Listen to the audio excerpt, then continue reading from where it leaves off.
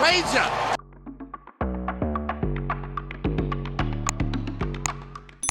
Welcome to Life After the Show podcast, episode 11. Now, I'm sitting in New York City on a balcony again, getting ready for game 3, ALDS, Yankees versus Blue Jays at home, and I'm excited.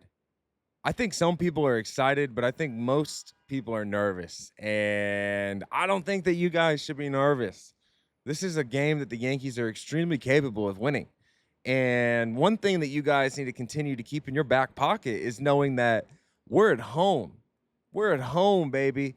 And you got to win against our home crowd and know that your home crowd is a lot different than other people's. So I don't want people to think that this is just going to be a cakewalk for the Blue Jays. I mean, if they win tonight, they were the better team. If they lose tonight, you got Cam going game 4 again in the Bronx with a really good chance to tie that series and run the 5th game back in Toronto. So you have to believe that right now that the Yankees are sitting in a good spot if they win this game. But there is the key word of what I said. It's if they win this game.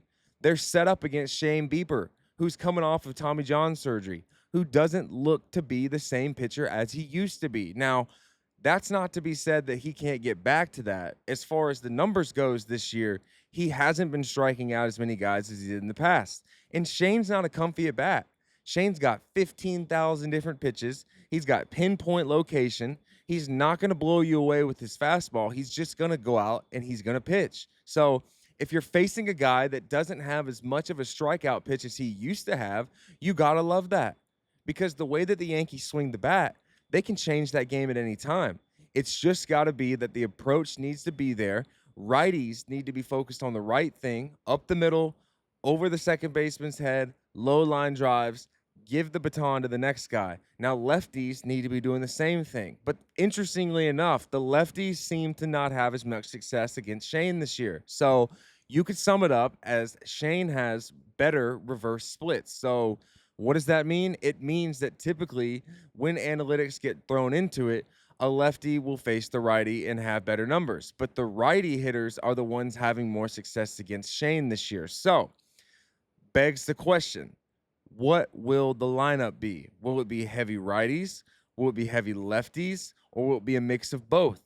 I do expect to see Paul Goldschmidt in there tonight. Paul's a professional hitter, and you got to think that he's going to be leading off the game.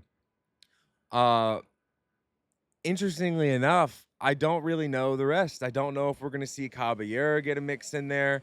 I don't know if Ryan McMahon's going to be in there. I don't know if Ahmed Rosario is going to be in there. I don't know. I really don't. I mean, my gut tells me that we're going to see a pretty heavy righty lineup tonight just because they love to go with the analytics. But my heart is telling me that maybe they're going to go with something different. But I don't know. I'm still sticking to the guns, thinking that they're going to go righties, heavy in there, save a few of those lefties for a late inning at bat if they need them, and go with that. But on the mound for the Yankees is Carlos Rodon, and what he was paid to do was go out there and win ball games. And most importantly, those ball games being in the playoffs. So you have to believe that going into game 3, he's fired up. The team's got to be fired up because the team's at home and they've got their guy on the mound. And they know that if they win this game, Cam is back out there. I know that he's the guy that a lot of people want to see. I don't think they want to see his season be done with that Boston start. But if it is, that was an amazing start. I don't think that's going to be the case, though. I think we will get a chance to see him pitch one more at least. So best of 5 series. It's hard to beat a team 3 times in a row. And obviously, if the Blue Jays do it tonight, they did it pretty handily. If they don't do it tonight and the Yankees want to win the series, then they've got to be the ones to win 3 straight. So someone's got to go 3 straight potentially. Obviously, the Blue Jays don't. They could win it in 5 if they needed to. But I'm just trying to make this interesting. I really, really, really want to see Rodon go out there and eat some innings tonight. And I'm not the guy that's the pitching expert, but I do know that the bullpen is a little taxed right now. They've had an extended amount of innings that they've thrown this postseason. And if the Yankees want to have any chance at making it, they do need to keep some of those guys out of the game. And I'm not saying that because they're liabilities or they've had bad postseasons. I'm saying that from a stamina and a fatigue point. Because if they want to continue to go into the series and be strong and have guys that are fresh, Rodon needs to go out there and eat some innings because it's just going to be too hard to just keep rolling these guys out there. I mean, you get maybe 1-2 innings, and some of these people have had many, many at bats against these Yankee pitchers. So it's not like you're going to be going out there and throwing things that they haven't seen. You just want to make sure that if you're going to be facing the same guys over and over again, that these guys have enough energy and willpower to just go out there and slam the door shut. So I'd like to see the Yankees do that. I think that's extremely important. I think that another thing that's pretty important tonight is to know that the Blue Jays bats have been really hot and they're going out and scoring football numbers. And most importantly, you got to make sure that Vlad Guerrero Jr. is not the one leading the charge. I mean, he just keeps going out there and being the Yankee killer. We call him the Yankee killer for a reason. Got to throw ice on that guy. Maybe walk him. Maybe pitch him differently. Maybe throw stuff outside of the zone and make sure to see if he's checked in the right zone and check if he's swinging at strikes. He's pretty locked in right now. I mean, he's getting everything going his way.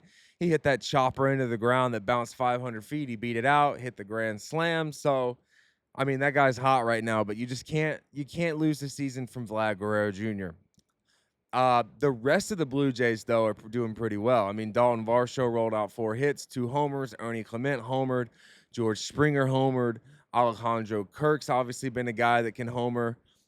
So if the Yankees want to have a chance, they've either got to go out and shut those Blue Jays down or be ready to go band for band with those guys and hit 15 plus runs in, which can happen. I mean, you saw the way that 6th inning went in game 2. I mean, they scored a lot of runs.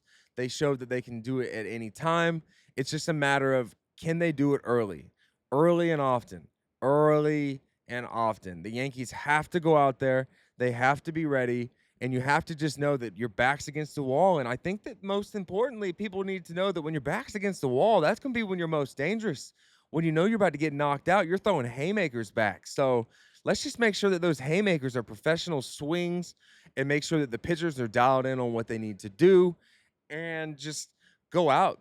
Be in that free flow state, guys. That's really what it's about. I mean, if you go out there and you think, holy shit, man, game 3, we're at home. If we're losing, the fans are going to be crazy. It's just going to create too much for the fans to come after you for. Going to create too much pressure.